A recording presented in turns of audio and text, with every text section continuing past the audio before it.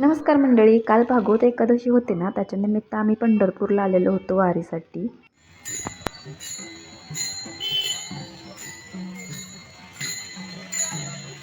पंढरपूरमध्ये आल्यानंतर ना अशा दिंड्या बघितल्याशिवाय पंढरपूरमध्ये आलो असं वाटतच नाही. तर असंच आम्ही पोहोचलो इथे मंदिराजवळ आणि सगळ्यात आधी इथं आम्ही चंद्रभागेकडे चाललेलो होतो. आणि इथे बघा, चंद्रभागेमध्ये आज एकादशी निमित्त ना किती जास्त गर्दी होती इथं.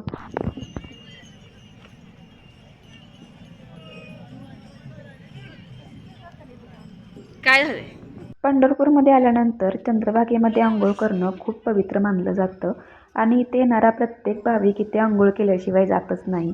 आमच्या आत्याने चंद्रभागेमध्ये पवित्र आंघोळ करून घेतली. चंद्रभागेच्या या पाण्यात स्नान केल्यावर मनाला एक वेगळंच समाधान मिळतं. विठुरायाच्या नगरीत येऊन हा क्षण अनुभवायला मिळणं म्हणजे खरोखर भाग्यच असतं. थंड आहे का पाणी?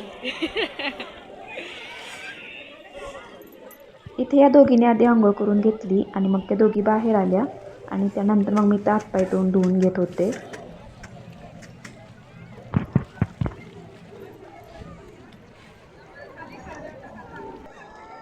इथे मी हातपाय तोंड धुवून घेतलं आणि या थंड पाण्यामध्ये इथं खरंच खूप छान वाटत होतं. आणि काल चारविणीला मी ज्या गणपतीची पूजा करत होते ना, तो गणपती तिच्या हातून काल तुटला, तर तो पण मी इथं पाण्यामध्ये सोडून दिलेला होता. आणि त्यानंतर पंढरपूरमध्ये आलोय आणि हा टिक्का लावला नाही असं कधीच होत नाही बरं का. तर नेहमीप्रमाणे आजही हा टिक्का आम्ही लावून घेतला. तिघींनी सुद्धा आम्ही हा टिक्का लावून घेतला आणि त्यानंतर मग दर्शनाला निघालो.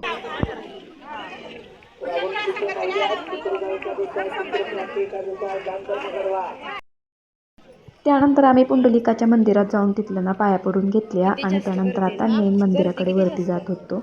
आणि खरंच गर्दी खूप जास्त होती आज, त्यामुळे चालायला पण इथं खूपच वेळ लागत होता. आणि इथे मेन मंदिरापाशी आम्ही येऊन पोचलो सुद्धा. आणि इथे आल्यानंतर ना आत्यांनी नामदेव पायरीचे दर्शन घेतले इथे आणि दोघींनी पण दर्शन घेतलं. आणि त्यानंतर मी दर्शन घेतलं, पण त्याचा काही व्हिडिओ आत्याला शूट करता नाही आला, त्यामुळे तो काही व्हिडिओ नाही याच्यामध्ये. आणि त्याच्यानंतर आम्ही इथं प्रदक्षिणा पण घालून घेतल्या. आणि पंढरपूरमध्ये आल्यानंतर टिक्का लावण्यासोबत दुसरं पण एक मेन काम असतं माझं, ते म्हणजे चुडा घालायचं.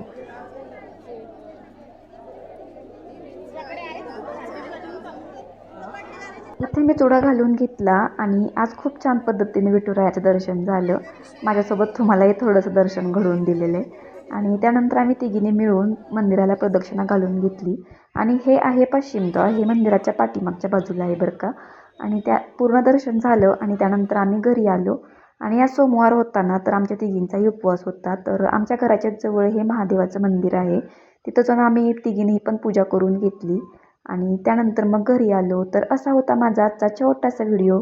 तुम्हाला हा व्हिडिओ आवडला तर व्हिडिओला लाईक करा, शेअर करा आणि त्याचबरोबर आपल्या चॅनलला सबस्क्राईब करा. भेटूया परत. बाय.